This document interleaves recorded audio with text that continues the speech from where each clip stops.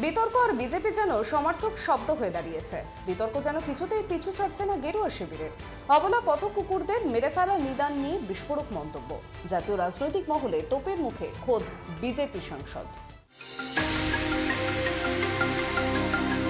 মহীশূরের BJP সাংসদ প্রতাপ সিনহা সম্প্রতি রাস্তার কুকুরদের আক্রমণ বন্ধ করার উপায় প্রসঙ্গ বলতে গিয়ে জানান, রাস্তার কুকুরদের আক্রমণ বন্ধ করার একমাত্র উপায় হলো কোনো রকম সহানুভূতি না দেখিয়ে তাদের মেরে ফেলা।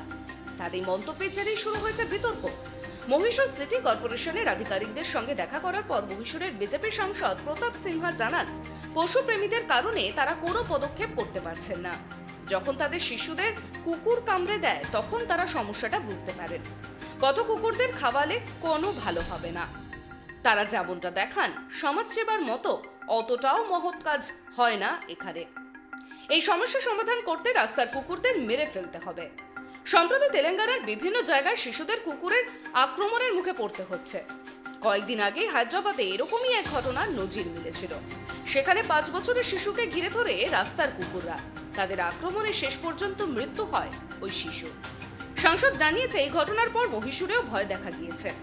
তিনি দাবি করেছেন, রাস্তায় পথ কুকুরদের দৌরাত্ম্য কমাতে হোটেল, রেস্তোরাঁ এবং মাংসের দোকানগুলির বিরুদ্ধে পদক্ষেপ করার জন্য স্থানীয় কর্তৃপক্ষকে নির্দেশ দিয়েছেন। জানানো হয়েছে, যদি হোটেল রেস্তোরাঁগুলোতে রাস্তার ধারে বাড়তি খাবার বা মাংস ফেলে রাখে তাহলে কঠোর পদক্ষেপ করা হবে। এদিকে শেষ হয়নি বিজেপি সাংসদের বিস্ফোরক মন্তব্য।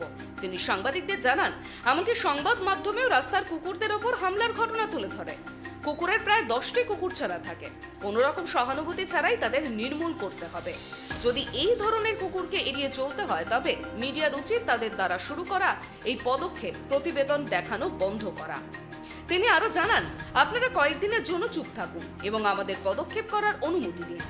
এদিকে সংসদের এখানে মন্তব্যের তীব্র সমালোচনা করেছেন পশুপ্রেমীরা। পিপলস অফ অ্যানিমালস নামের একটি এনজিও সোশ্যাল মিডিয়ায় এই মন্তব্যকে হিংসাত্মক আখ্যা দিয়েছেন। তারা জানিয়েছেন, কোনো কারণ ছাড়াই পশুদের প্রতি ঘৃণা ছড়াতে এই রকম মন্তব্যই করা হচ্ছে। Bureau report, tribe TV.